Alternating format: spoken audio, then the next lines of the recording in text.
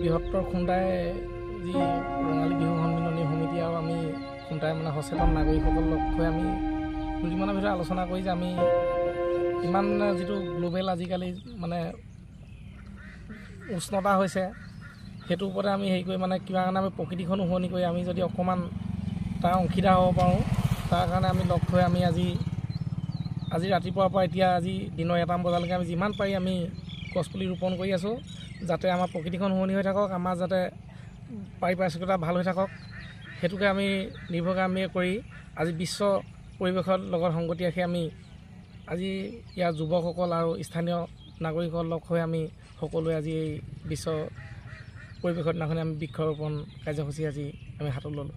বগৈৰণী হালদিবাৰী সংযোগী পথ এইপিনে চুঙিহোলালৈ যায় লেটেকু আপোনাৰ হাতৰতিনিচৰ ৰাষ্ট্ৰীয় ঘাইপথ ৰিফাইনী সকলোৱে সংযোগী পথ সেইটো।